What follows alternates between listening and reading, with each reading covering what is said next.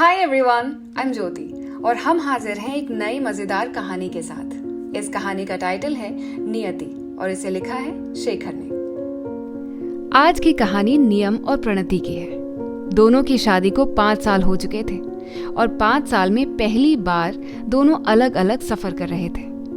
नियम राजस्थान की ओर अपने काम के सिलसिले में जा रहा था। वो पेशे से एक साइकोलॉजिस्ट था। उसके एक खास क्लाइंट के अनुरोध करने की वजह से वो अगले कुछ सालों के लिए जयपुर शिफ्ट हो रहा था। प्रणति वैसे तो साथ ही चलने वाली थी, लेकिन अचानक उसे पता नहीं क्या हुआ, उसने जाने से इनकार कर दिया और तिरुपति बालाजी दर्शन करने का मन बना लिया। दरअसल वो अकेले ट्रैवल करने का आनंद लेना चाहती थी। बहुत दिनों से, या यूं कहिए शादी के बाद, उसने कभी भी एक सोलो ट्रिप नहीं किया था। वो कुछ वक्त अपने साथ बिताना चाहती थी। नियम के लिए प्रणति की खुशी से बढ़कर कुछ नहीं था, इसलिए उसने प्रणति को रोका नहीं। निर्धारित दिन दोनों अपने अपने गंतव्य स्थल के लिए निकल गए। स्टेशन पहुंचकर नियम सामान रख ही रहा था कि उसे प्रणति का कॉल आया। उसने पहले फोन को देखकर मन ही मन सोचा कि शायद प्रणति ने अपना प्लान कैंसिल कर दिया होगा और यही बताने के लिए कॉल कर रही होगी। उसने एक हल्की सी मुस्कुराहट के साथ फोन उठाया तो बात कुछ और ही थी। दरअसल बात कुछ भी नहीं थी। प्रणति एयरपोर्ट पर पहुंचकर चेक इन करवा चुकी थी। बस फ्लाइट के विलंब होने के कारण उसे बोर्डिंग के लिए अभी 2 घंटे इंतजार करने थे। तो उसने नियम को कॉल किया था। नियम की हंसी तुरंत गायब हो गई। 5 साल में पहली बार ऐसा हो रहा था कि वो प्रणति को इतना मिस कर रहा था। एक साइकोलॉजिस्ट होने के बावजूद वो प्रणति के साइकोलॉजी को ठीक से पढ़ने में नाकामयाब था। शायद भावनाओं के भार ने उसके दिमाग के तार को कहीं उलझा रखा था। ट्रेन आ पहुंची और नियम अपने बर्थ में पहुंचकर सामान रखने लगा। इस पूरे वाकयात के दौरान वो भले ही प्रणति से बात कर रहा था, लेकिन मानो जैसे एक मशीन की तरह वो सिर्फ जवाब दे रहा था। उसके दिमाग में वो अपने आप से ही बातों में उलझा हुआ था। थोड़ी देर बाद ट्रेन चलने लगी। दोनों अभी भी फोन पर थे।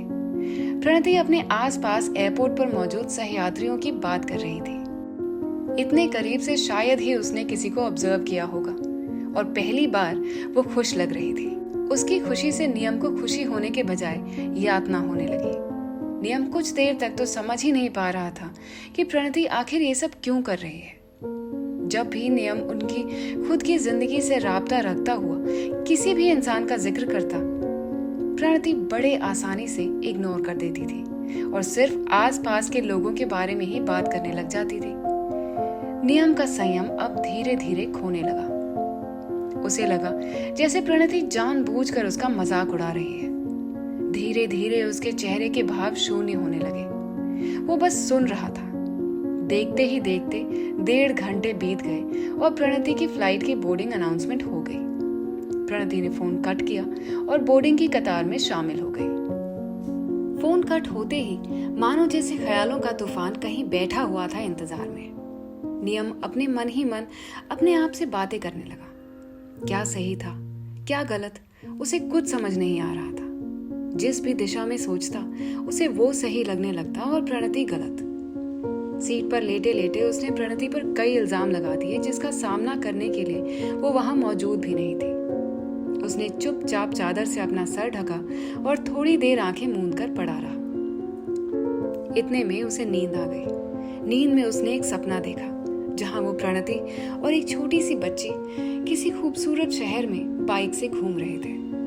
प्रणति ने पीछे से नियम को कस के पकड़ रखा था और वो छोटी सी बच्ची आगे बाइक के हैंडल को पकड़कर बैठी हुई थी। नियम किसी शाम में गुम था।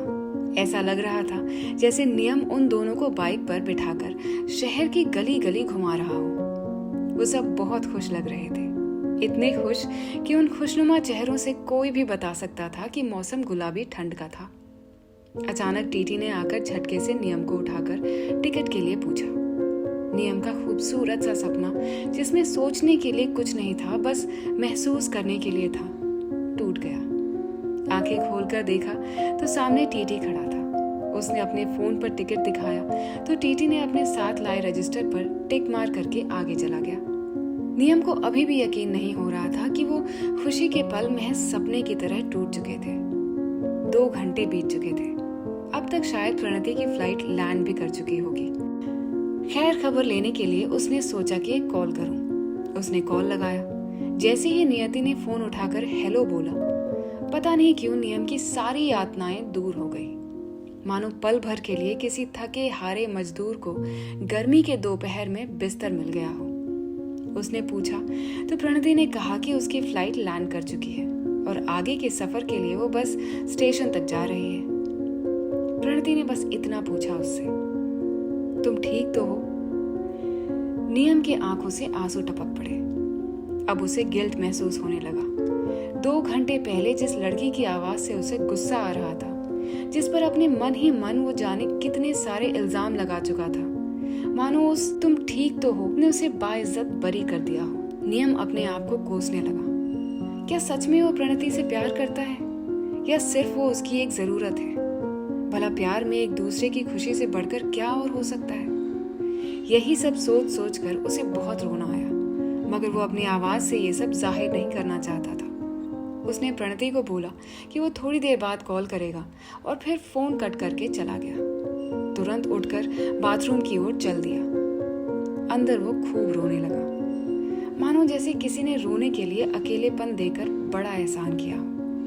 वो खुलकर रोने लगा और थोड़ी देर बाद अपने आप को समझाकर वापस सीट पर लौट आया। उसने प्रणति को कॉल लगाया और फिर दोनों स्वाभाविक बातें करने लगे। नियम अब अपने या प्रणति के बारे में बात नहीं कर रहा था, बल्कि वो भी प्रणति की तरह अपने आसपास के सहयात्रियों के बारे में बातें करने लगा। स्टेशन से गुजरती हुई शहरों की चर्चा होने लगी। प्रणति दक्षिण की बातें कर रही थी तो नियम उत्तर की। ये पल ऐसा था जैसे नियम और प्रणति साथ कहीं खड़े हैं और पूरी दुनिया उसके सामने गुजर रही हो। 4 घंटे कब बीत गए पता नहीं चला। अंत में प्रणति ने कहा, अच्छा मैं पहुंच गई, चलती हूँ, अपना ख्याल रखना। नियम ने भी अलविदा कहा और फोन कट कर दिया।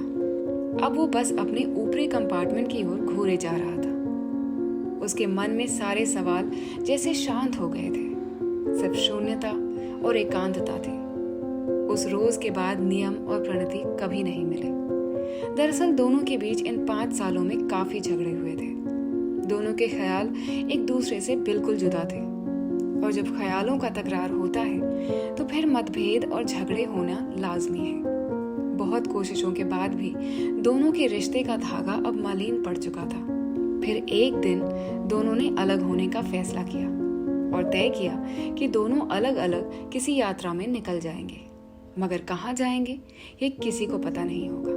न नियम जयपुर जा रहा था, न प्रणति तिरुपति। दोनों ने अपना गंतव्य स्थल एक दूसरे से गुप्त रखा था। अपने अपने लक्ष्य पर पहुंचकर दोनों ने फोन से सिम कार्ड निकालकर फेंक दिया। ये सब दोनों ने पहले ही प्लान किया था, मगर इस प्लान की ओर आगे बढ़ने के लिए दोनों की हिम्मत नहीं हुई। एक रोज जब नियम के क्लाइंट का कॉल आया और उन्होंने कुछ सालों के लिए अपने नए प्रोजेक्ट में शामिल करने का प्रस्ताव दिया, तभी नियम और प्रणति दोनों ने अपने प्लान को अंजाम दिया। वैसे तो लोग अपने मिलने के वक्त को बहुत दिनों तक सीने से लपेट कर रखते हैं, मगर ये किस्सा था उनके बिछड़ने का, और ये उनके मिलन से भी ज्यादा गहरा था और मरते दम तक दोनों को याद रहने वाला था। नियम और प्रणति की यही थी नियति। उम्मीद है ये कहानी आपको पसंद आई होगी। अपने दोस्तों के साथ इस वीडियो को जरूर शेयर करें। हम अगले हफ्ते फिर मिलेंगे। Don't forget to subscribe to our channel. Take very good care of yourselves and thank you for listening.